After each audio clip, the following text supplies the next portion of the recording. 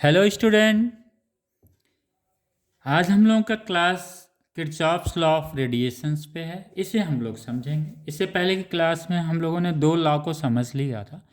Newton's law of cooling 1 hour का class है, वो वहाँ पे था। सेकंड जो हम लोगों का था स्टीफेंस लॉ, वो भी 1 आवर का क्लास है, जो वीडियो लोडेड है आपका। आज ये जो तीसरा लॉ है किरचॉफ्स लॉ ऑफ रेडिएशन, इसके बारे में हम लोग जानेंगे। क्योंकि हम लोगों ने शुरू में ही बोला था कि रेडिएशन एक ऐसा चैप्टर है जहाँ पे 4 साइंटिस्ट आके यहाँ पे बैठे हुए हैं। वन इज़ द, आपने देखा स्टीफेंस लॉ था, न्यूटन्स लॉ आप हम लोगों ने पढ़ ही लिया, दो लॉ हम लोग पढ़ लिए। तीसरा आप हम लोग पढ़ने जा रहे हैं Kirchhoff's law of radiation. Fourth है विंस डिस्प्लेसमेंट, जो हम लोगों का अगला क्लास हो। तो इसको बेटा जब भी इस लॉ को पढ़ें पूरा पढ़ा करें, Kirchhoff's law of radiation. Otherwise generally क्या होता है, सिंपल शॉर्ट टर्म में किरचॉफ्स लॉ, हम लोग इलेक्ट्रोस्टैटिक में इलेक्ट्रिक करंट में हम लोगों ने किरचॉफ्स लॉ पढ़ा, तो हम लोग इस किरचॉफ्स लॉ से बहुत यूज टू हैं, तो कहीं कन्फ्यूज़न ना हो, इसलिए जब रेडिएशंस में आए तो आप पूरा पढ़ा करिए Kirchhoff's law of radiations. Okay, जब भी आपसे कोई पूछे कि what is the Kirchhoff's law, आप पूछिए in which context you are asking, from the radiations और फ्रॉम द इलेक्ट्रिक करंट, वो होता है बेटा किरचॉफ्स लॉ। जब भी आए तो आप ये जरूर चीज़ ध्यान में रखें, हमें पूरा पढ़ना है किरचॉफ्स लॉ ऑफ रेडिएशंस, ताकि कॉन्सेप्ट क्लियर होता चला जाए। ओके बेटा, हम लोगों ने अभी इससे पहले स्टीफेंस लॉ जहाँ पे हम लोगों ने वीडियो लोड किया है, उसमें हम लोगों ने डिटेल से बेटा काफ़ी स्टडी किया था। Emissive power of a body किया था। इस emissive power of a body को हम लोग क्या बोलते थे बेटा, आइए इसको थोड़ा सा रिवाइज करके फिर आगे बढ़ते, चूँकि इसी से ये कनेक्टेड भी है। इमेसिव पावर, इस emissive power of a body, ये पढ़ा गया था। Emissive power of a body,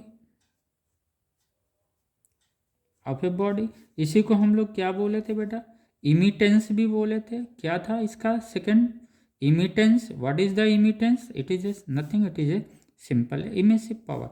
इसी को हम लोग क्या पढ़े थे बेटा, इमिटिविटी भी पढ़े थे।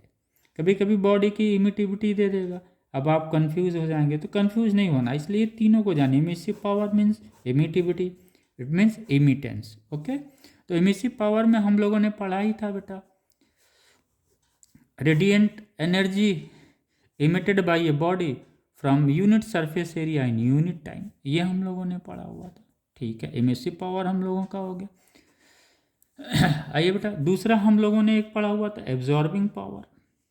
क्या पढ़ा था, एब्जॉर्बिंग पावर, चूंकि this is related absorbing power, ये भी हम लोगों ने पढ़ा था। एब्जॉर्बिंग पावर, इसको क्या बोल सकते हैं बेटा, एब्जॉर्बिंग पावर किसका, ऑफ ए बॉडी, बॉडी का। इसको हम लोग और क्या क्या पढ़ सकते हैं, और इसको हम लोग पढ़ सकते हैं एब्जॉर्बिविटी, एब्जॉर्बिविटी या एब्जॉर्बटेंस, एब्जॉर्बटेंस। ओके बेटा, ये इसके भी तीन नाम है, इसके भी तीन नाम है। इसका क्या होता है, एब्जॉर्बिंग पावर को हम लोगों ने क्या पढ़ा था बेटा, एब्जॉर्बिंग पावर को, एब्जॉर्बिंग पावर को हम लोगों ने कैसे डिफाइन किया था बेटा, heat absorb by the body, यही ना किया गया था, heat absorb by the body upon heat fall on to the body. ये यहाँ पे जहाँ पे हीट हम बात कर रहे हैं बच्चों, ये रेडिएंट एनर्जी है, इसी को हीट एनर्जी भी बोलते हैं या हीट भी बोल देते हैं बेटा। तो यहाँ पे ये चीज़ ध्यान रखिएगा, दिस हीट का मतलब हम लोग कितने रूप में लिख सकते हैं, इट्स ए रेडिएंट एनर्जी, और क्या कह सकते हैं, रेडिएंट एनर्जी, और क्या कहते हैं बेटा, थर्मल एनर्जी, राइट। ये सब फिजिक्स के शब्द हैं, ऐसे ही को रिलेट करेंगे तो चीज़ें ज़्यादा इजी समझ में आएंगी। हीट फॉल और incident on to the body, incident on to the body, यही ना था बेटा। अगर ये एब्जॉर्बिंग है, क्यू हीट इंसिडेंट किया सपोज, क्यू डैश हीट उसने एब्जॉर्ब किया, समझे बेटा। ये क्या हुआ, इस बॉडी कोई बॉडी है जिसके ऊपर क्यू हीट फॉल हो रहा है बेटा, ये कितना हीट फॉल हुआ, क्यू हीट फॉल हुआ। उस क्यू हीट का उसने एब्जॉर्ब कितना किया, क्यू डैश किया, तो इसका एब्जॉर्बिंग पावर क्या हो गया, इसका जो है एब्जॉर्बिंग पावर या एब्जॉर्बिविटी क्या हो गई, ए से इसको हम लोग डिनोट करते हैं स्मॉल ए से, तो हीट एब्जॉर्ब अपन टोटल हीट फॉल। ये क्लियर हो गया बेटा, एमिसिव पावर क्लियर हो गया, ये क्लियर हो गया। ओके, अब यहीं से बेटा एक चीज़ और निकलती है, इसको हम लोग थोड़ा सा स्टडी करेंगे। समझिए इमेसिव पावर में क्या इमिट कर रहा है बेटा, रेडिएंट एनर्जी कर रहा है। एब्जॉर्बिंग पावर में क्या एब्जॉर्ब हो रहा है, रेडिएंट एनर्जी एब्जॉर्ब हो रहा है। क्लियर, बिल्कुल, वेरी गुड। आइए थोड़ा सा हम लोग और इसको एक्सटेंशन देते हैं, इसका हम लोग बेटा डिटेल से आगे भी पढ़ा जाएगा। अभी आज बस सिर्फ समझ लीजिए क्लास इसकी spectral distributions of radiant energy का हम लोग पढ़ेंगे with respect to the wavelength. ये बेटा समझ लीजिए किसी बॉडी का इमिसिव पावर ई है और इसके लेमडा के रिस्पेक्ट में इसका हम लोग ग्राफ खींचते हैं, तो वो जो एक्सपेरिमेंट होता है उसमें जो स्पेक्ट्रम मिलती है इसको क्या बोलते हैं बेटा, इलेक्ट्रोमैग्नेटिक स्पेक्ट्रम। ओके, ये स्पेक्ट्रम कुछ इस तरह से मिलती है, यानी इनिशियली जब ये वेवलेंथ है बेटा, ये इंक्रीज कर रहा है वेवलेंथ, ये सपोज लेमडा 1 है, ये लेमडा 2 है, लेमडा 3 है, ये लेमडा 4 है। किसी पर्टिकुलर वेवलेंथ पे यहाँ पे हमको रेडिएंट एनर्जी मैक्सिमम मिल जाती है, फिर वेवलेंथ इंक्रीज करता है, लेकिन रेडिएंट एनर्जी क्या होती है, रेडिएंट एनर्जी यही है ना बेटा, this one is the radiant energy.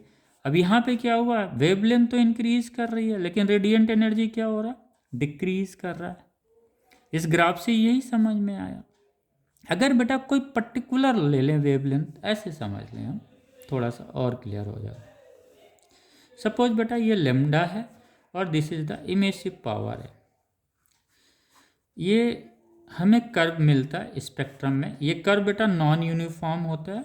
Okay, ये कर्व क्या होता है, नॉन यूनिफॉर्म होता है। इसका मतलब ये हुआ कि अगर हम यहाँ से कोई भी अगर हम एक्सिस ड्रॉ करेंगे तो जो ये नीचे जो एनर्जी होगी ये सिमेट्री नहीं है, इस लाइन के सिमेट्री नहीं होगी, इसलिए इसको हम लोग क्या बोलते हैं, नॉन यूनिफॉर्म कर्व बोलते हैं। अगर ये पोर्शंस और ये पोर्शन सेम होता, सेम एरिया कवर करता, तो इसको हम लोग क्या बोलते हैं बेटा, यूनिफॉर्म बोलते हैं। ठीक, ये कोई कर्व है, इस कर्व पे कोई वेवलेंथ लेमडा है, लेमडा पे ये this one is the lambda, और इससे थोड़ी ही दूर पे एक छोटा सा डी मान के चलते बेटा, डी लेमडा जो है ये वेवलेंथ है, जो उसमें प्लस होने के बाद नेक्स्ट वेवलेंथ मिलने लगता है, तो इस डी लेमडा को हम लोग वेवलेंथ इंटरवल भी बोल सकते हैं।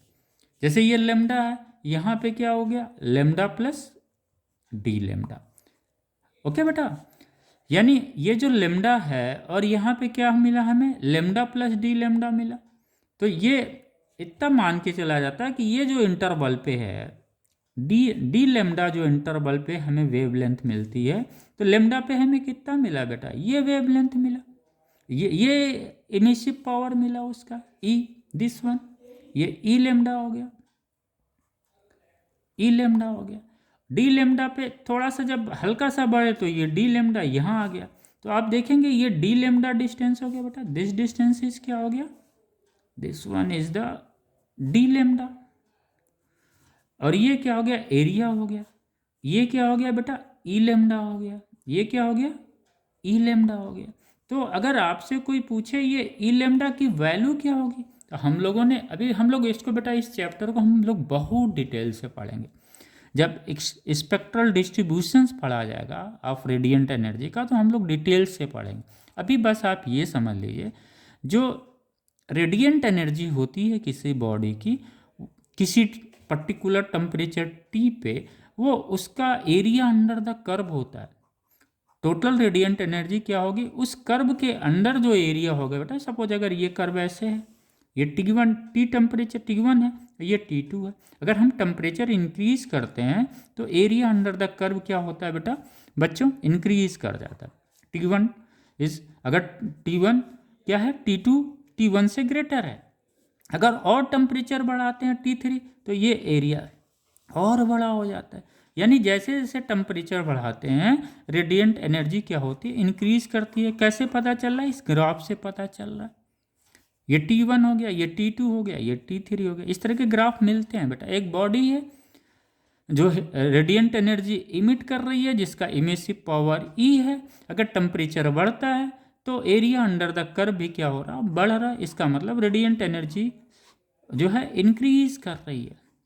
ये एरिया अंडर द कर्व क्या होगा बेटा, रेडिएंट एनर्जी होगी। ये टेम्परेचर T1 पे क्या है, एरिया दिस वन है।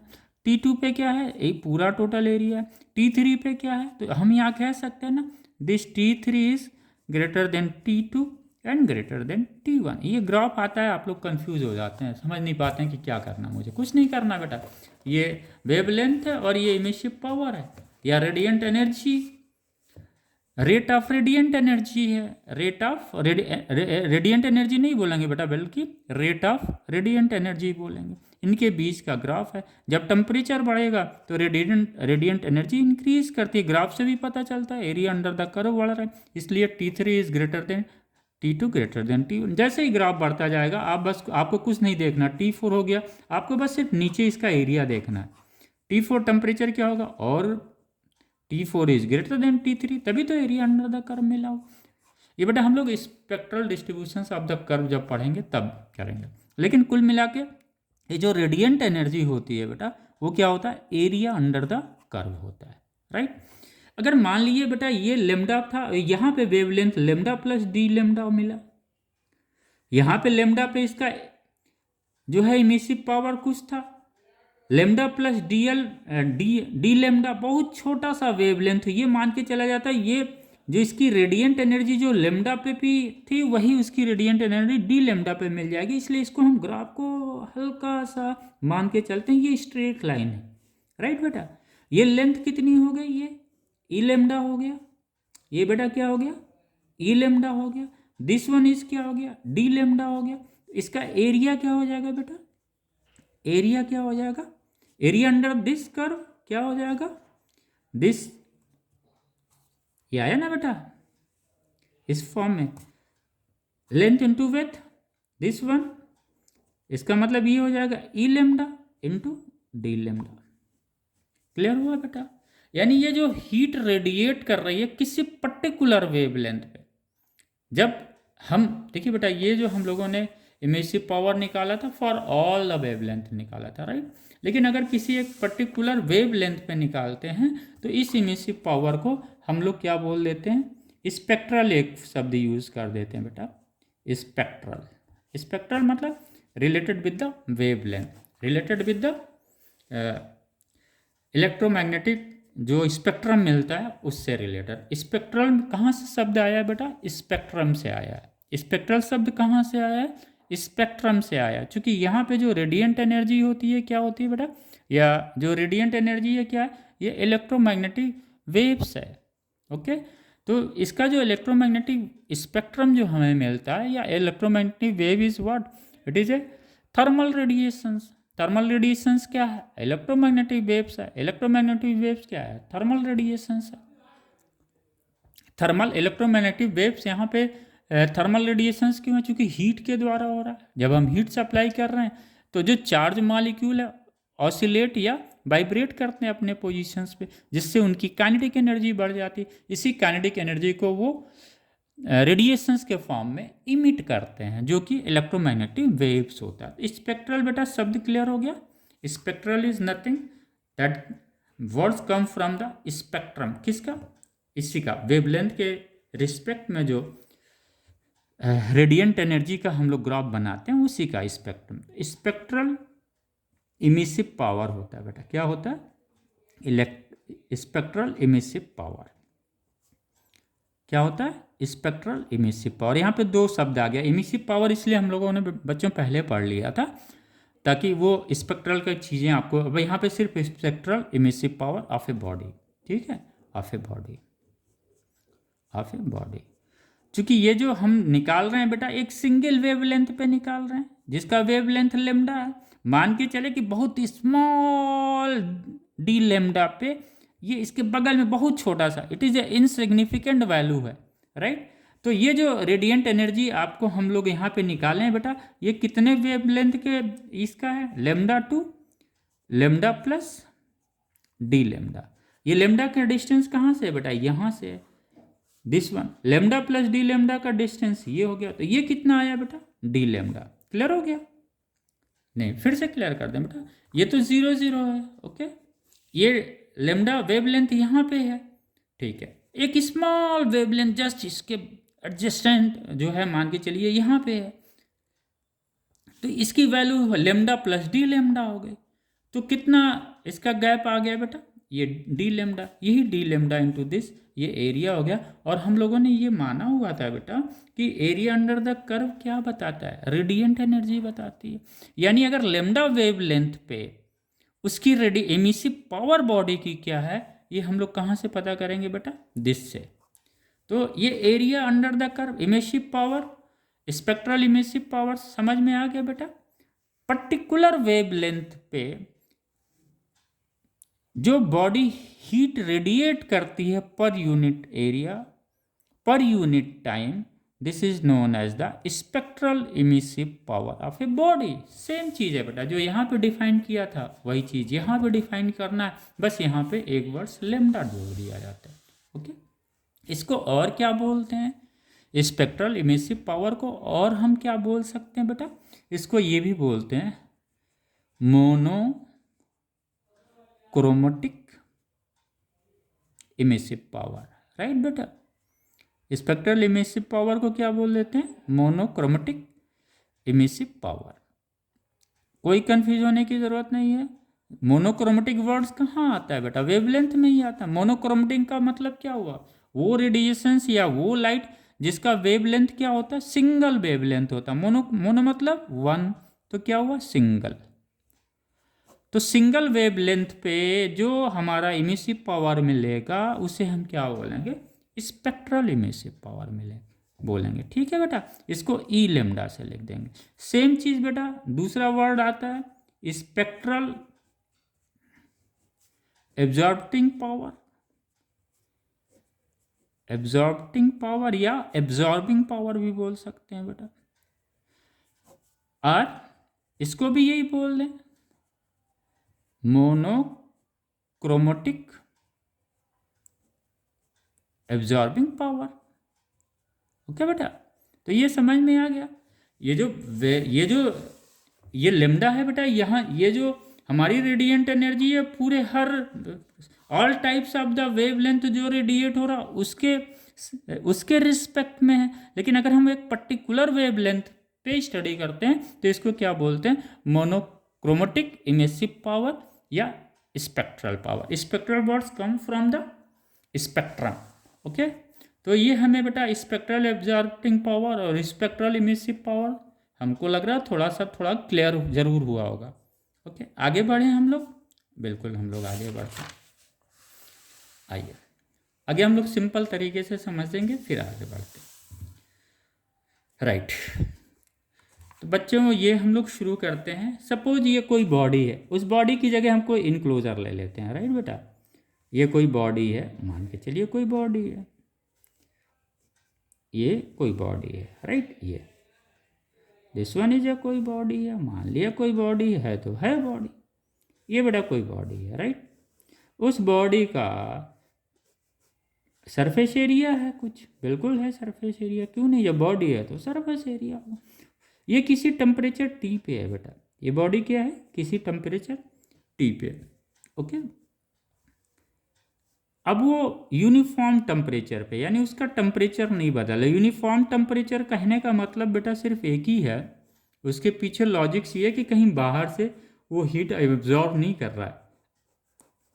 राइट बेटा, ये बाहर से हीट एब्जॉर्ब नहीं करेगा, ये यूनिफॉर्म टेम्परेचर पे है। ठीक है, तो अगर वो यूनिफॉर्म टेम्परेचर पे है बेटा तो ये बॉडी क्या करेगी, इसका कुछ इमिसिव पावर होगा, इसका क्या होगा, इमिसिव पावर होगा।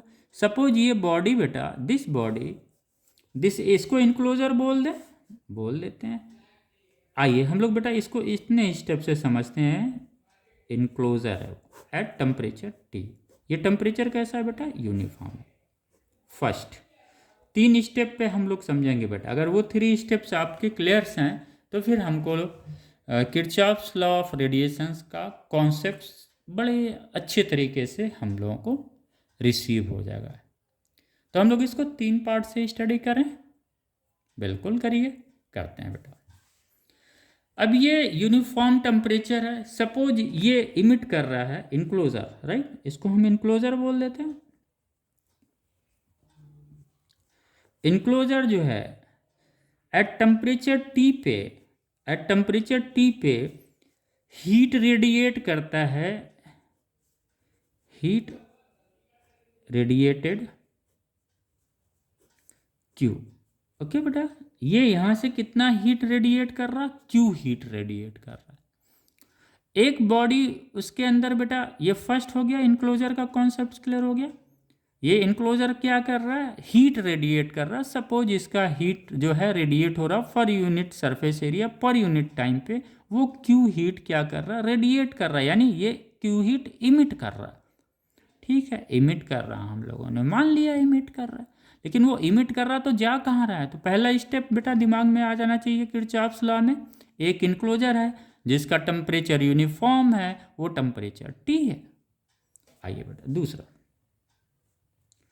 सेम टेम्परेचर पे बॉडी, ए नॉन ब्लैक बॉडी, क्या बोलते हैं बेटा, ए नॉन ब्लैक बॉडी, यानी बॉडी ब्लैक बॉडी नहीं है, नॉन ब्लैक बॉडी।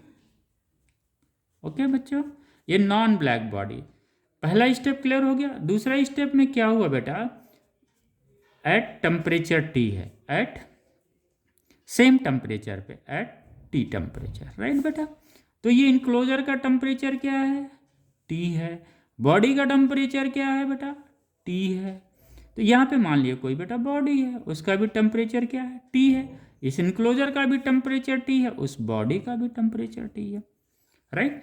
ये क्या कर रहा है, पहले देखिए बेटा, इसको 3 स्टेप में मैं फिर रिपीट कर रहा हूँ। अगर ये 3 स्टेप्स आपके क्लियर हैं ना, तो फिर आप किरचॉफ्स लॉ ऑफ रेडिएशंस को कंप्लीट समझ पाएंगे। देखो बेटा, क्वेश्चंस सॉल्व करना, 100 200 50 क्वेश्चन लगा देना, वो इतना माने नहीं रखता बेटा। अगर आपके टॉपिक के कॉन्सेप्ट्स क्लियर हैं, उस कॉन्सेप्ट पे अगर आपने 5 ही सवाल लगा लिया है, तो ये आपके 50 क्वेश्चंस के बराबर हो जाएंगे। वो सिर्फ 5 सवाल, क्योंकि ये 5 सवाल किसी भी कोई भी अगर लॉ है उसके सिर्फ 5 क्वेश्चन सॉल्व करिए ना आप। स्पेसिफिक हीट आया, सिर्फ 5 क्वेश्चन सॉल्व करिए। लेटेंट हीट आया, उसका 5 क्वेश्चन बस लगाइए, आपके पूरा सब्जेक्टिव नॉलेज भी क्लियर हो जाएगा। उसके इस 5 क्वेश्चन आपको 50 क्वेश्चन के लिए तैयार कर देगा। ओके बेटा, तो बहुत अधिक क्वेश्चंस के पीछे नहीं भागिए, आप ये भागिए जो हमने अब, जैसे सपोज हम लोगों ने पढ़ा था बेटा, न्यूटन्स लॉ ऑफ कूलिंग पढ़ा था। इस न्यूटन्स लॉ ऑफ कूलिंग में कितने सवाल बनते हैं, मैक्सिमम 2 सवाल। हम तो 5 की बात कर रहे हैं। अगर न्यूटन्स लॉ ऑफ कूलिंग के आपने 5 सवाल लगा लिए, कंपटीशंस में कोई भी सवाल आएगा आप खेलते हुए इसको लगा जाएंगे। तो ये चीज़ें होती हैं। हम देखते हैं बेटा, इतना मोटा मोटा आप लोगों को फोटो स्टेट मिल जाएगा, क्वेश्चंस मिल जाएगा, 100 200, आप लोग इसमें बिजी हो जाते हैं, बेसिक फिजिक्स को छोड़ देते हैं। बेसिक्स को क्लियर करिए ना, मैं कह रहा हूँ किरचॉफ्स लॉ ऑफ रेडिएशंस में सिर्फ आप 2 सवाल लगाइए ना, ये 2 सवाल आपको 100 सवाल और इससे रिलेटेड दे देगा। 50 सवाल आपको इससे कोई नई चीज़ नहीं आएगी, क्वेश्चंस आएगा यहीं से आएगा। फिजिक्स में जो वर्ड्स होते हैं क्वेश्चंस के, आपके ये जो थ्योरी के वर्ड्स होते हैं, एज इट इज़ वो वर्ड्स यूज़ करते हैं। कहीं आपको इमिटेंस दे देंगे, कहीं इमिसिव पावर दे देंगे, कहीं इमिटिविटी दे देंगे, वर्ड्स का बस खेल करते हैं वो। मैथ थोड़ी ना है कि आपको प्रूव करना। ओके बेटा, आइए हम लोग आते हैं। ये बॉडी हो गया कोई बेटा। अब उसने क्या किया, पहले स्टेप में क्या था, इसने क्यू हीट मान के चलिए टी टाइम पे, किसी टाइम टी पे उसने क्यू हीट दिया। इस बॉडी ने उसी टाइम पीरियड टी पे, सेम टाइम टी पे वो क्या करेगा बेटा, एब्जॉर्ब करेगा हीट। हम लोगों ने पढ़ा था ना, अगर ये कोई क्यू हीट उस पर फॉल हो रहा है और उसने एब्जॉर्ब किया बेटा, ये एब्जॉर्ब कर लिया कितना, क्यू डैश हीट, यही तो हम लोगों ने पढ़ा था। तो इसका एब्जॉर्बिंग पावर क्या था, हम लोगों ने यही पढ़ा हुआ था ना, हीट एब्जॉर्ब कितना, Q dash, heat fall on to the body कितना, क्यू। ओके बेटा, लेकिन अगर ये इनक्लोजर है, हीट रेडिएटेड कितना है, क्यू है, और ये हीट कौन सा कर रहा है, ये मोनोक्रोमेटिक जो है रेडिएशंस रिलीज कर रहा है। क्या कर रहा है? मोनोक्रोमेटिक। उसका जो है lambda two lambda plus D lambda के रेंज में वो हीट रिलीज कर रहा है। कौन सा? ये इनक्लोजर। यहीं पे हम लोग समझ लेते हैं। ग्राफ से तो हम लोगों ने समझ लिया था ना बच्चों, इसी को थोड़ा हम आगे कर रहे हैं। तो ये जो इनक्लोजर है क्या करता है? मोनोक्रोमेटिक जो है रेडिएशंस इमिट कर रहा है अपने temperature, due to the virtue of its own temperature, right. ये भी बॉडी क्या है? टी टेम्परेचर पे है, और ये टी टेम्परेचर पे ही जो इसके ऊपर हीट फॉल हो रहा है, रेडिएंट एनर्जी जो फॉल हो रही है, इसका कितना पोर्शन एब्जॉर्ब कर रहा है? क्यू डैश कर रहा है बेटा। तो ये क्यू डैश क्या हो जाएगा? कर लें। ये ए क्या है बेटा? एब्जॉर्बिंग पावर है टोटल बॉडी का, along with the all possible wavelength. लेकिन अगर हम पर्टिकुलर इसकी बात करते हैं बेटा, मोनोक्रोमेटिक की बात करते हैं, मोनोक्रोमेटिक का मीन्स सिंगल वेवलेंथ, ओके बेटा। तब हम इसको भी स्पेक्ट्रल एब्जॉर्बिंग पावर यूज कर सकते हैं बेटा। ये ए लेमडा हो गया।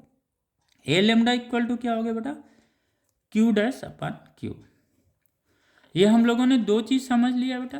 पहले हमने क्या समझा? इनक्लोजर को समझा। इनक्लोजर क्या कर रहा है? हीट रेडिएट कर रहा है।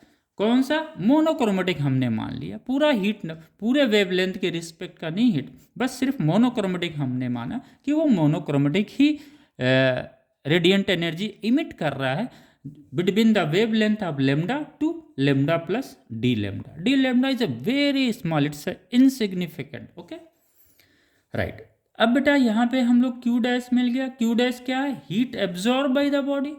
तो हम लोग इसको लिख ले बेटा, यहाँ पे क्या लिख दें? Heat absorb by the body, heat absorb by the body. Q dash है, तो ये क्यू डैश बेटा कितना हो जाएगा? ये क्यू डैश कितना हो जाएगा? ए इंटू क्यू हो जाएगा। ए इंटू क्यू हो जाएगा। कर लेते हैं। स्पेक्ट्रल हम एब्जॉर्बिंग पावर ए लेमडा इंटू क्यू। ये बेटा इक्वेशन 1 बना लीजिए। इसको क्या बना लेते हैं हम लोग? इक्वेशन 1। इसको क्या मान लेते हैं? इक्वेशन 1। ये बेटा बॉडी का कंप्लीट हो गया। आइए तीसरा, आइए बेटा जो तीसरा पॉइंट है, यहीं पे एक चीज और हम लोग समझ लें, बॉडी के ही रिलेटेड है। अगर टेम्परेचर सेम है, at same temperature, eight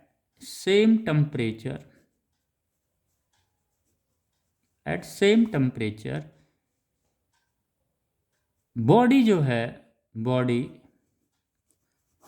body जो हीट एब्सॉर्ब करेगी बेटा, जो हीट एब्सॉर्ब करेगा वो equal to the heat emitted भी हो जाएगा। वही हीट वो इमिट भी करेगी। ये बेटा बहुत पॉइंट की बात है। अगर कोई बॉडीज है 1, 2 and 3, they are at the same temperature, right. अगर इस टेम्परेचर पे उसने सपोज A1 एब्जॉर्ब किया है, तो इसी टेम्परेचर पे ये क्या करेगी? रेडिएट भी करेगा। ई लेमडा 1 E1 ये रेडिएट करेगा। ये अगर इसका भी टेम्परेचर T2 है और ये बॉडी A2 एब्जॉर्ब करती है, इसका एब्जॉर्बिंग पावर A2 है, तो ये क्या करेगा बेटा? इसका इमिसिव पावर E2 हो जाएगा। तो ये क्या है बेटा? Q upon A into T. हम सिर्फ बात कर रहे हैं उस Q का। ये Q क्या है? रेडिएंट एनर्जी है या हीट है? क्या है? रेडिएंट। ये इमिसिव पावर नहीं है बेटा। बच्चे यहीं पे गलती कर देते हैं, इसको इमिसिव पावर ट्रीट करने लगे, वहीं पे पूरा कॉन्सेप्ट ही फेल हो जाता है आपका, ओके। तो कॉन्सेप्ट हमें अपना ध्यान में रखना है। यही पॉइंट पे आके, दूसरे पॉइंट पे आके आपके पास ये कॉन्सेप्ट क्लियर होना चाहिए। सेम टेम्परेचर T पे बॉडी जो हीट एब्जॉर्ब करेगी, उसी टेम्परेचर पे वो बॉडी उतनी ही हीट इमिट कर देगी। ये बेटा अगर किरचॉफ्स लॉ में आपके ये पॉइंट्स क्लियर हैं, तो किरचॉफ्स लॉ आपका क्लियर है, ओके बेटा। तो दूसरे पॉइंट में हम लोग हीट इमिट कितनी हो रही है कर लें। उसने हीट कितना एब्जॉर्ब किया है बेटा, क्यू डैश एब्जॉर्ब किया, कितना किया, क्यू डैश। तो इमिट भी कितना करेगा वो, क्यू डैश करेगा। तो हीट इमिटेड निकाल लें बेटा, heat emitted by the body, emitted by the body, ये बेटा कितना है, क्यू डैश उसने एब्जॉर्ब किया है ना बेटा, जिसकी वैल्यू ये आई है। तो ये उतनी हीट तो इमिट करेगा, तो ये क्यू डैश हीट उसने इमिट भी किया।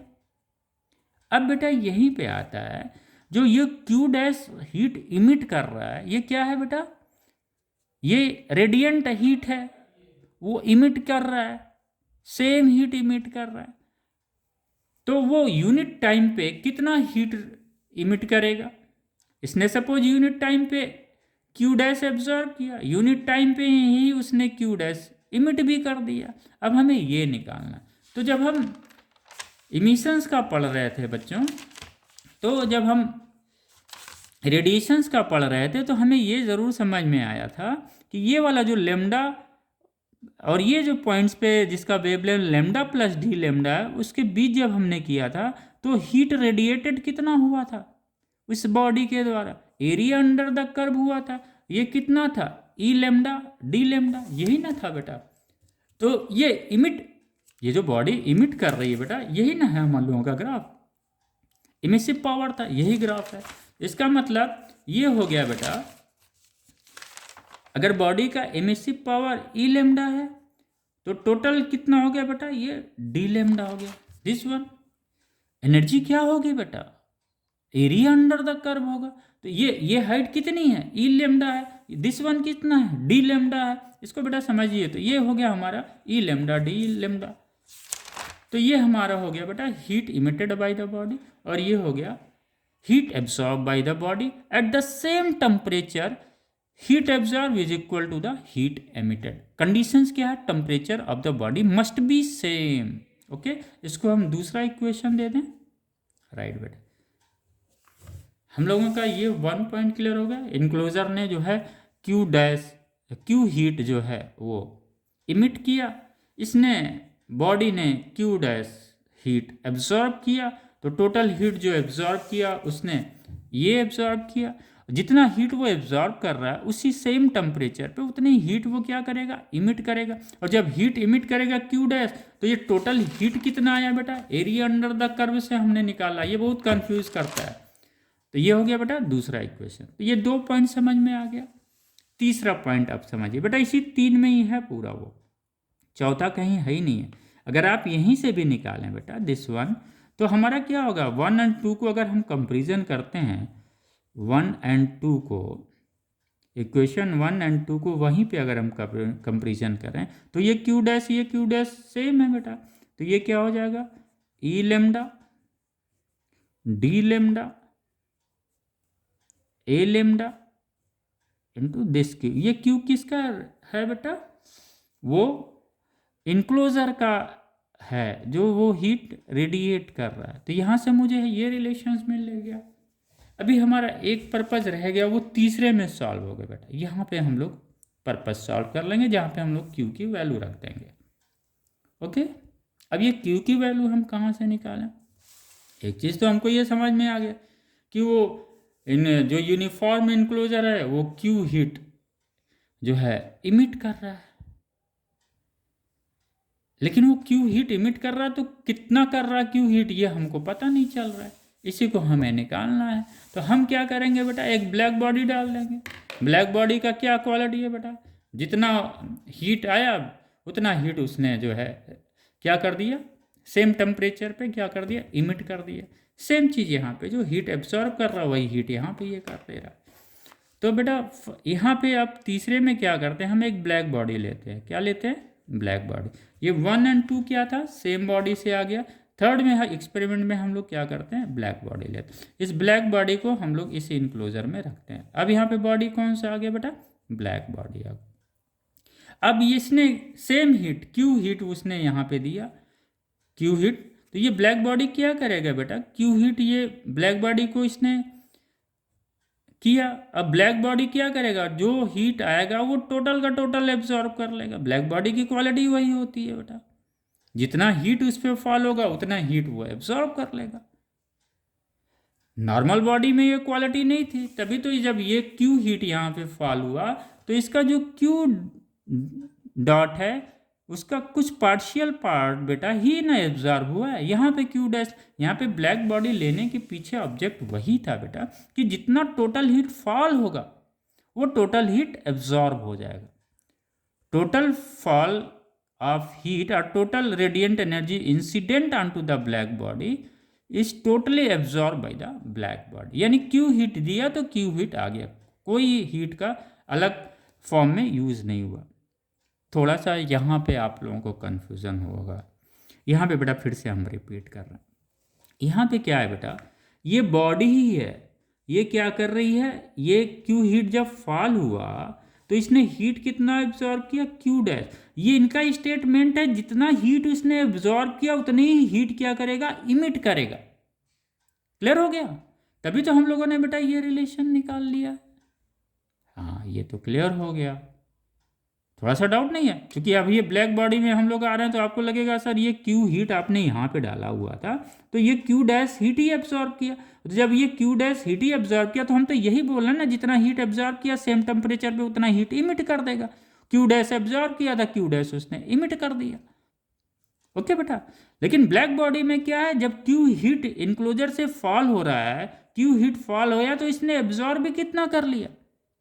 क्योंकि इसका एब्जॉर्बिंग पावर इमिटिंग पावर क्या होता है, सेम होता है। ब्लैक बॉडी में क्या होगा, टोटल हीट फॉल जितना हुआ इसने टोटल एब्जॉर्ब कर लिया। ब्लैक बॉडी की वही क्वालिटी होती है। चलिए भाई, क्यू हीट उसने लिया। हमारा मतलब किससे है बेटा, हमारा मतलब इस क्यू से है। इसी क्यू को हम फाइंड आउट कर रहे हैं।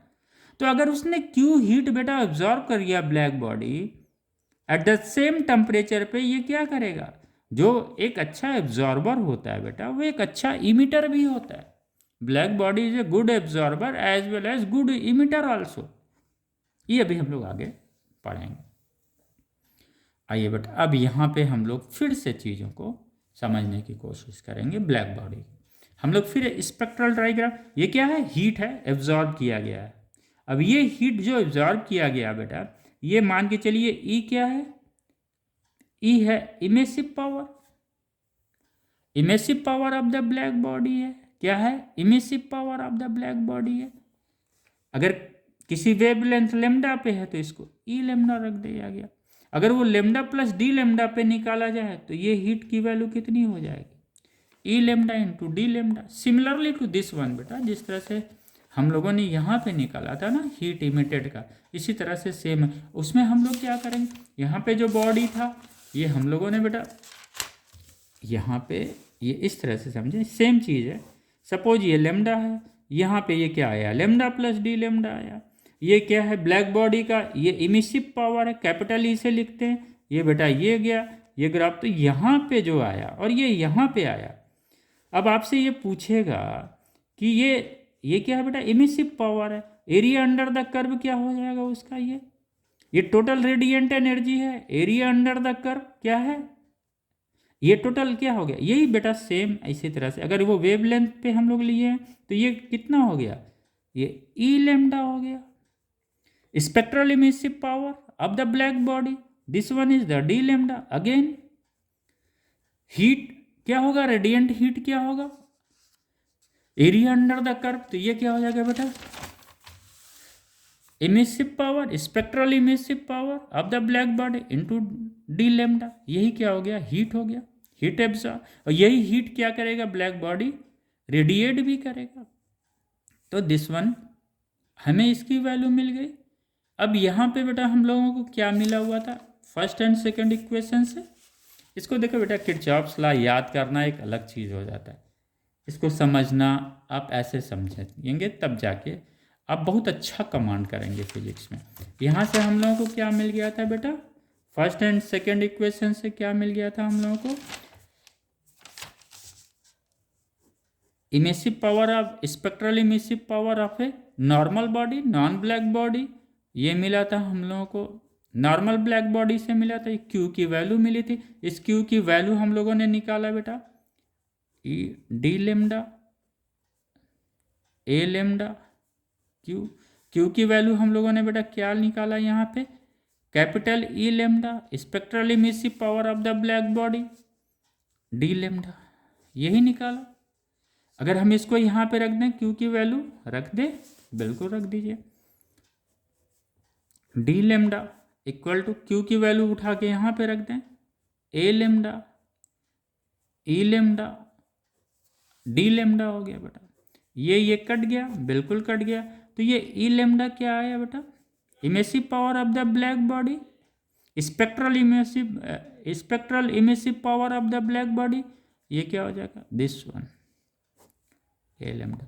इसका मतलब बेटा अगर टेम्परेचर सेम है, अगर टेम्परेचर सेम है, this one is the constant.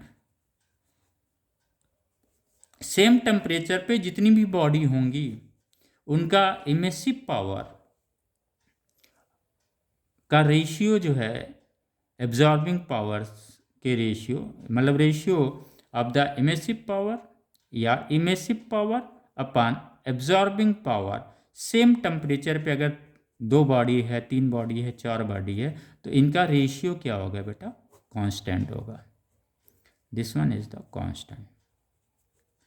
फिर से एक बार समझ लें इस तरह से। सपोज बेटा ये कोई बॉडी है, सपोज 1, 2 एंड 3, इनके टेम्परेचर सभी के यूनिफॉर्म है, सब टी टेम्परेचर पे हैं बेटा, राइट। सराउंडिंग्स का टेम्परेचर भी क्या है बेटा, टी है। यानी ऐसा नहीं कि एनर्जी बाहर जा रही, सराउंडिंग का भी टेम्परेचर क्या है, टी है। यानी ये सराउंडिंग्स प्लस ये 3 बॉडी मान लीजिए ए, बी और सी है। ये क्या कह रहे हैं कि अगर टेम्परेचर सेम है ऑल द बॉडीज का विद द सराउंडिंग्स, सराउंडिंग्स को कंसीडर किया जा रहा है ना बेटा, विद द सराउंडिंग, तो सराउंडिंग को हम लोगों ने एक इनक्लोजर मान लिया था। ये कह रहे हैं कि जो सिंपल एक ऐसे समझ लीजिए, फिर हम लोग इमेसिव स्पेक्ट्रल की बात करेंगे बेटा।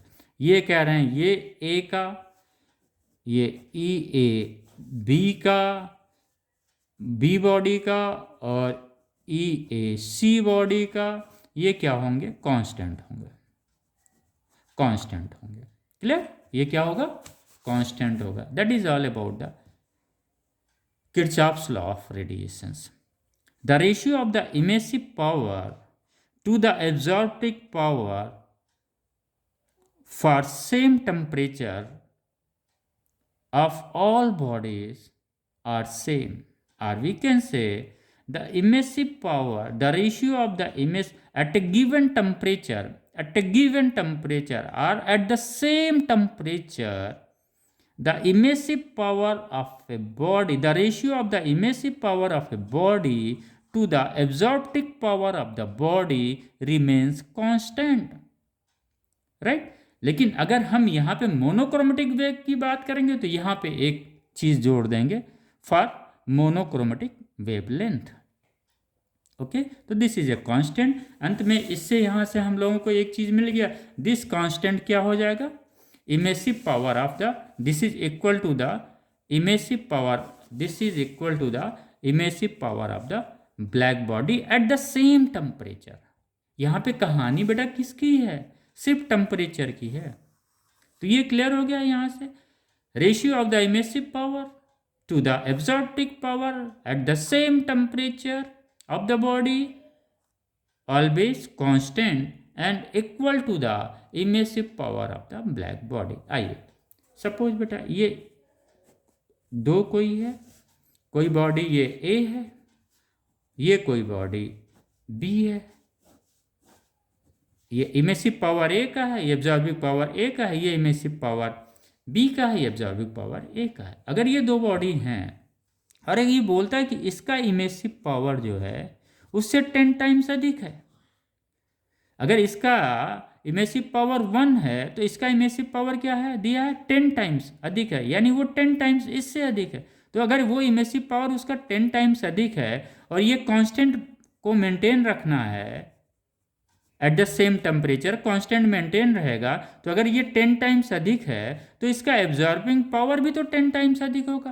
तभी तो ये बेटा, सपोज इसका इमेसिव पावर 1 है, इसका एब्जॉर्बिंग पावर 1 है, तो 1 × 1 कितना हो जाएगा, 1 हो जाएगा। लेकिन ये कह रहा है कि बॉडी ए का इमेसिव पावर 10 टाइम्स अधिक है बॉडी बी के इमेसिव पावर से, तो एब्जॉर्बिंग पावर बॉडी ए का क्या होगा। अरे भैया जब ये 10 टाइम्स अधिक है तो ये भी 10 टाइम्स अधिक होगा, क्योंकि ये क्या होता है, कांस्टेंट है, इसकी वैल्यू क्या है, कांस्टेंट। इस तरह से छोटे छोटे सवाल बनते हैं बच्चों। तो ये हम लोगों का total all get together Kirchhoff's law का मेन है यही, दिस वन। ओके बेटा, this is the Kirchhoff's law, this one is the Kirchhoff's law.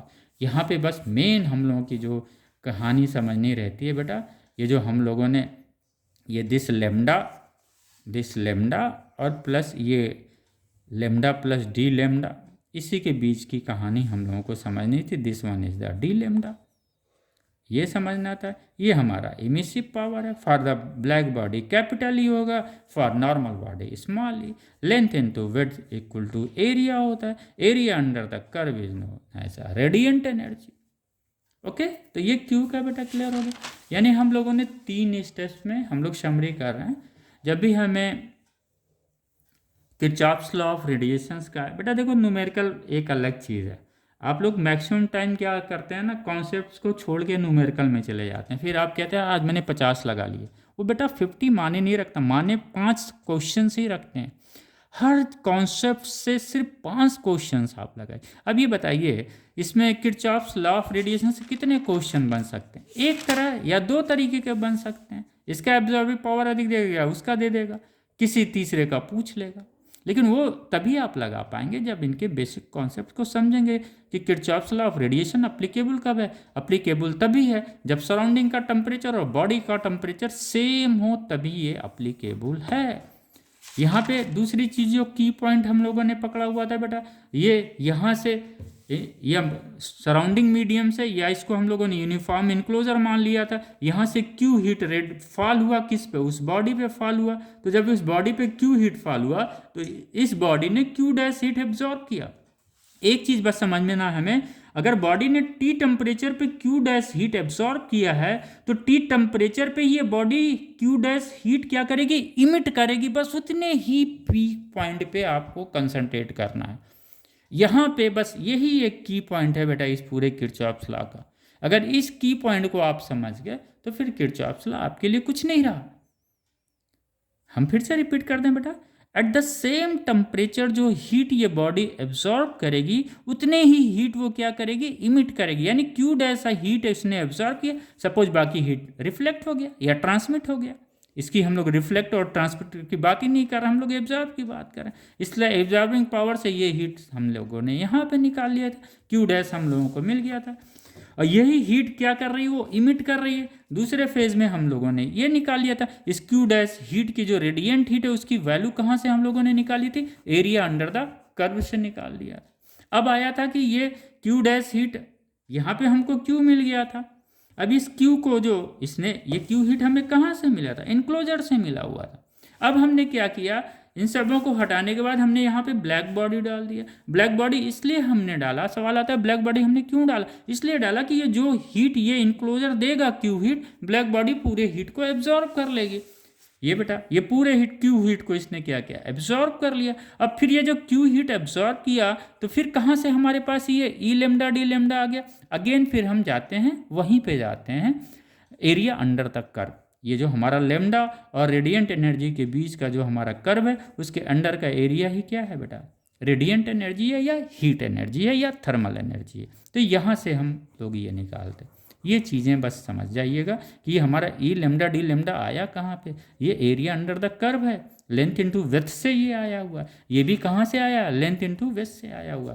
तो that is all about the बच्चों किरचॉफ्स लॉ ऑफ रेडिएशंस। ये आज हम लोगों का टॉपिक है। एक लॉ और हम लोगों का रह गया है, विंड डिस्प्लेसमेंट लॉ। इसको हम लोग नेक्स्ट क्लास में करेंगे। अब हम लोगों का बेटा अगला वीडियो 7 दिन बाद जाएगा। ओके, तो हम लोग इसको फिर नोट बना लें आप, बिल्कुल एज यूजुअल जैसे हम करते हैं इस तरह से हम लोग करते हैं। क्योंकि नोटबुक रहेगा बेटा तो आप लोगों को बहुत ईजी हो जाता है ना। ये तो चलिए ठीक है, मैंने आपको समझा दिया, जो लिखना चाहें वो लिख लें। तो किरचॉफ्स लॉ का बेटा हम लोग कहाँ से शुरू करते हैं, यहीं से शुरू करते हैं। स्पेक्ट्रल इमिसिव पावर यहाँ से, दिस वन, राइट बेटा, ये यहाँ से शुरू करते हैं। Spectral emissive power. चलो बेटा, स्पेक्ट्रल इमिसिव पावर और इसी को मोनोक्रोमेटिक इमिटेंस बोलते हैं। चूंकि इमिसिव पावर को क्या बोलते हैं? इमिटिविटी भी बोलते हैं बेटा, इमिसिविटी नहीं बोलते हैं। इमिसिविटी एकदम अलग चीज़ है जिसको हम लोगों ने कल पढ़ा था। बड़े अलर्ट रहिएगा, ये नहीं कि आप इधर इमिसिव पावर में इमिटिविटी की जगह आप इमिसिविटी पढ़ें, नहीं बेटा, फिर तो गलत हो जाएगा। राइट, ये क्या है? इमिटिविटी है, और ये क्या था? इमिसिविटी थी। दोनों में ज़मीन आसमान का अंतर है। यही सब चीज़ें जब छोटी छोटी क्लियर होता है ना बेटा, फिर आप न्यूमेरिकल में एंजॉय करते हैं। ओके, आइए। The spectral emissive power of a body corresponding to a particular wavelength lambda at a particular temperature is defined as the amount of radiant energy emitted per unit time per unit surface area of the body within unit wavelength interval around d lambda.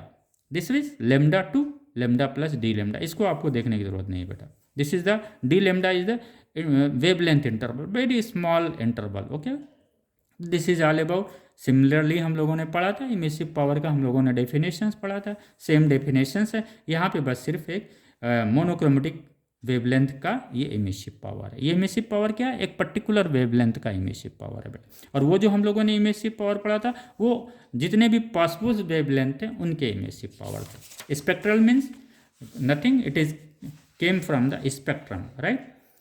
Emissive power हो गया बेटा। Absorptive power भी similar है, ऐसे ही A lambda is this one for a small wavelength interval, d lambda same चीज similar with this one। तो emissive spectral emissive power and spectral absorptive power ये हम लोगों ने स्टडी कर। इमिसिविटी कल हम लोगों ने पढ़ ही लिया, तो इसकी ज़रूरत ही नहीं है। Total emissive power of a non black body upon total emissive power of a perfectly black body is known as the emissivity of the body. कल हम लोगों ने बेटा इसको डिटेल से पढ़ा था। आप फिर से पढ़ना चाहें तो आप चले जाइएगा स्टीफेंस लॉ ऑफ में, चले जाइएगा। स्टीफेंस लॉ में आपको पूरा 1 आवर का मिलेगा। न्यूटन 1 आवर स्टीफेंस लॉ में बेटा 1 आवर का क्लास का मतलब हुआ आप स्टीफेंस लॉ क्या 2 लाइन का, आप तो इसको 5 मिनट में याद कर लें। इसके एप्लीकेशंस कैसे हैं? जैसे किरचॉफ्स लॉ अभी हम लोगों ने पढ़ा बेटा, डिटेल से पढ़ा। उससे हमारे पढ़ाने का ऑब्जेक्ट है कि आप कंपटीशंस के न्यूमेरिकल को समझ सकें और लगा लें। ओके बेटा, आइए किरचॉफ्स लॉ को हम लोग लिख सकते हैं, लिख लें, बिल्कुल लिख लें। जो बच्चे लिखना चाहें लिख, कहाँ लिख पाएंगे आप? वीडियो से अच्छे लिख लेंगे। राइट बच्चों, ये है हमारा किरचॉफ्स लॉ। पढ़ें बेटा? हाँ बिल्कुल पढ़िए।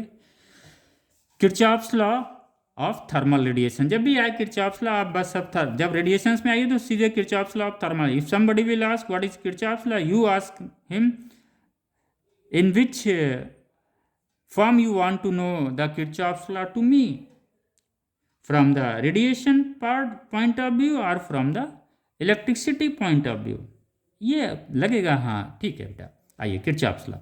According to this law, the ratio of the emissive power to the absorptive power for radiations of a given wavelength is the same for all bodies at the same temperature, जिसका भी हम लोगों ने जिक्र किया था, and is equal to the emissive power of a perfectly black body at that temperature। Okay बेटा, Stephen's law है, क्लियर है, ये क्लियर है, ये इसमें कोई विशेष नहीं जाना। आपको जो जाना है कहाँ पे जाना? एब्जॉर्बिंग पावर हम लोगों ने देख लिया, पढ़ भी लिया था बेटा। ये हीट, सपोज क्यू हीट इसने लिया हुआ, तो heat absorb by the body कितना, आगे तो हम जितना हीट एब्जॉर्ब करेगा उतनी ही हीट इमिट करेगा। इसलिए हम लोगों ने फर्स्ट स्टेप में क्या किया था? Heat absorb by the body निकाल लिया था। आइए, और भी अच्छे अच्छे पॉइंट्स हैं, लिख सकते हैं बेटा। ये थोड़ा सा जगह नहीं था इसलिए हमने ऊपर भी लिख दिया। कंटेंट क्लियर होना चाहिए बस। क्या है ऊपर? Radiant energy emitted by the enclosure as spectral radiant energy between lambda and lambda plus D lambda is Q. वही जो क्यू हम लोगों ने मान लिया। Then same energy absorb by a body at same temperature of same wavelength. जिस wavelength का, monochromatic wavelength का जो ये इमिट कर रहा है, ये बॉडी सेम वेवलेंथ का जो है एब्जॉर्ब कर रही है रेडिएंट एनर्जी। यही चीज़ है, right. Let a body be placed in a uniformly heated enclosure at a constant temperature T, पहला पॉइंट। दूसरा, in the equilibrium state, equilibrium में the temperature of enclosure and the temperature of body both remain same, it's a thermal equilibrium. Body will be equal to that of. Third point, suppose at this temperature the absorbing power of the surface of the body for wavelength lambda is a lambda. इसका absorbing power किसका, इस body A का है. Fourth, let Q radiant energy incident or fall on body that emits from the enclosure. यहाँ से इसने Q radiant energy emit किया, ये Q रेडियंट एनर्जी किस पे फॉल हुआ, A पे फॉल हुआ. Radiant energy absorb by the body आ गया बेटा, इसी से हम लोगों ने निकाल लिया था, ये एब्जॉर्बिंग पावर से ही निकाल लिया था. रेडियंट एनर्जी ये यहाँ चला गया था, तो ये चीज़ यहाँ पे आ गया. ए लेमडा इनटू क्यू हो गया पर यूनिट टाइम पर unit surface area. Let Q radiant energy between wavelength, ये तो था ही lambda and lambda plus D lambda के बीच में ही उसने इमिट किया था, उसी ने उसने एब्जॉर्ब कर लिया, छोड़ दीजिए.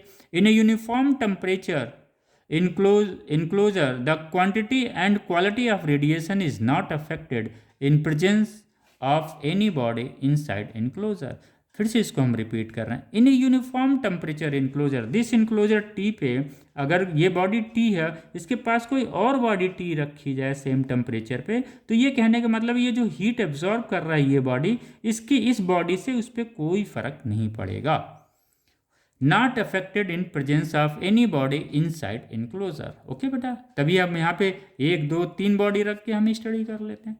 ये this is the important one जो हम लोगों ने रीड किया. What ever radiant energy, rate of radiant energy नहीं है ना, इमिसिव पावर है. यहाँ पे क्या बोल रहा है, whatever radiant energy of any wavelength the body absorb it emits exactly.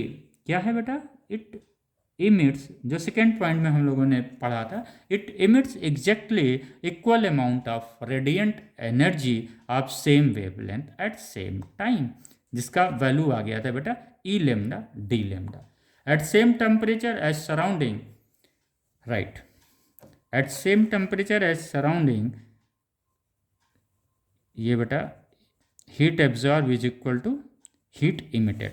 Right, clear हो गया. ये 2 इक्वेशंस आ गया, ये फर्स्ट वन हो गया बेटा and this one is the second one. इसी 2 इक्वेशंस पर हम लोगों ने कर लिया था. उसके बाद यहाँ पे हम लोगों ने ब्लैक बॉडी की स्टडी कर लिया था. यानी इसको हम लोग 3 फेज में डिवाइड करके चलेंगे. ब्लैक बॉडी का क्या आ गया था, Q equal to emissive power of the black body into D lambda. इससे हम लोगों का ये वैल्यू आ गई. At same temperature of a body placed in enclosure and further another body that is black body placed in the same. यही एक बार non black body रख के स्टडी करते हैं जहाँ से हमें 2 इक्वेशंस मिल जाता है. फिर एक ब्लैक बॉडी इसलिए हम लोग रखते हैं ताकि ये इनक्लोजर कितनी एनर्जी इमिट कर रही है वो हम ब्लैक बॉडी से निकाल लेते हैं बेटा यहाँ से. राइट, तो हमको लग रहा है बेटा ये पोर्शंस आपका क्लियर हो गया.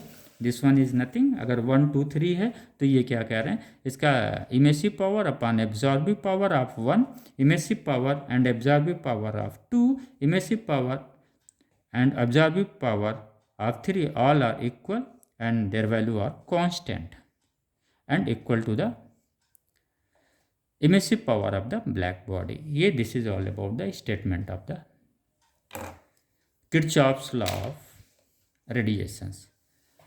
एक एग्जाम्पल ले लीजिए. If surface 1 radiate 10 times more energy than surface 2, then surface 1 absorb 10 times more energy than surface 2. चूंकि ये क्या करना है, इसको बराबर करना है, ये कांस्टेंट, इसकी वैल्यू कांस्टेंट. इस पे भी सवाल आ जाते हैं बेटा. उसमें एक किसी एक 2 का एब्जॉर्बिव पावर दे देगा, 1 का एब्जॉर्बिव पावर पूछ लेगा. किसी का एब्जॉर्बिव पावर, इमेसिव पावर, एब्जॉर्बिव पावर इस बॉडी को दिया है, इसका सिर्फ एब्जॉर्बिव पावर दिया हुआ है. ये पूछ सकता है कि what should be the value of the emissive power of body 2. तो आप इससे, इस इक्वेशन से आप क्वेश्चंस को सॉल्व कर लेंगे. Right, emissive power of a body, absorbing power of the body, this is a constant equal to the emissive power of the black body. Conditions क्या है, एट कांस्टेंट टेम्परेचर. ओके बेटा, ये clear हो गया. Heat emit bye the body, heat absorb by the body. लेकिन शर्त क्या है, कंडीशंस क्या है, टेम्परेचर सेम होना चाहिए. ठीक है बेटा। तो हम लोगों ने 3 स्टेप में समझा, ये लास्ट स्टेप को हम यहीं पे कंक्लूड कर दे रहे हैं। ये that is all about this. आइए ऊपर भी हमने कुछ लिखा है, इंपॉर्टेंट पॉइंट है बेटा, इसको नोट कर लेते रहिए। The ratio of total emissive power to absorptive power is constant for all bodies which are in thermal equilibrium with surroundings, right. यही हम लोग पढ़ रहे थे। आइए किरचॉफ्स लॉ को थोड़ा हम लोग फर्स्ट पॉइंट से समझ लें। First enclosure at temperature T बिल्कुल emits radiant energy between wavelength lambda and lambda plus D lambda. Suppose energy emitted Q, वो हम लोगों ने देख लिया था। This Q energy fall on the body kept inside container, hence energy absorb by the body will be of same wavelength between lambda and lambda plus D lambda. इससे spectral absorbing power हम लोगों ने निकाल लिया था, heat absorb upon heat incident, इससे हमारी ये वैल्यू निकल गई थी। तीसरा पॉइंट क्या था, body which absorb the energy will emit same energy of wavelength between lambda and lambda plus d lambda, this one q dash। ये हम लोगों ने, अब मुझे लगता है बेटा कि आप किरचॉफ्स लॉ को इस तरह से आप लोग ये कर लेंगे। फोर्थ पॉइंट पे वही हमने ब्लैक बॉडी रख के टोटल रेडियंट हीट निकाल लिया था, किसका, इनक्लोजर का, उठा के वहाँ रख दिया। तो बेटा ये this one is the important, okay, this one is the important for numerical point of view. Okay, I hope बच्चों की आप लोगों ने एंजॉय किया होगा।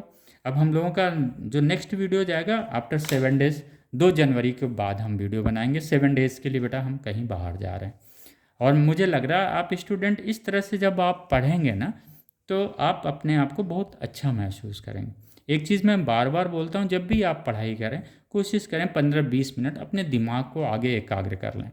जब आपका दिमाग एकाग्र हो जाए फिर आप चैप्टर्स को पढ़ना शुरू करें। हल्ला गुल्ला ये जो ब्रांडिंग हो रहा है ना बेटा सोशल मीडिया मोबाइल्स पे, this one, this shot, this the champion है, ये है वो, उस सब में आप मत पढ़िए। आप बस सिर्फ पढ़िए कि मेरा ये जो किरचॉफ्स लॉ है इसके कॉन्सेप्ट्स क्लियर हुए कि नहीं क्लियर हुए। कोई हल्ला गुल्ला बहुत अधिक आज की डेट में बेटा, इतनी बच्चों लाउडनेस हो गई है ना इस ऑनलाइन में कि मैं आपसे क्या बताऊँ। और स्टूडेंट का मतलब है आवाज़ नहीं बेटा, हल्ला नहीं, आपके पास कॉन्सेप्ट लेना है, आपका दिमाग कंसंट्रेट करना। और दिमाग कंसंट्रेट तभी होगा जब हम एकांत शांत रहेंगे। शांत का मतलब कुछ टाइम, कुछ ज़रूर आधा घंटा अपने लिए निकाला करिए अंदर से अपने आप को एनर्जाइज करने के लिए। ओके बच्चों, तो नेक्स्ट हम लोगों का जो क्लास होगा बेटा विंड डिस्प्लेसमेंट लॉ का होगा। इससे हम लोगों ने टोटल अपना जो हीट ट्रांसफर्स का था उसको हम लोग ख़त्म कर लेंगे विंड डिस्प्लेसमेंट लॉ के बाद। उसके बाद लास्ट हम लोगों का जो है हीट में रह जाएगा, ये हम लोगों का thermal expansion and the property of the matter, वो हम लोगों का लास्ट रहेगा। इस तरह से हम लोगों का हीट का चैप्टर पूरा कंप्लीट हो जाएगा। उम्मीद है बच्चों आप लोग एंजॉय कर रहे होंगे। Thank you student.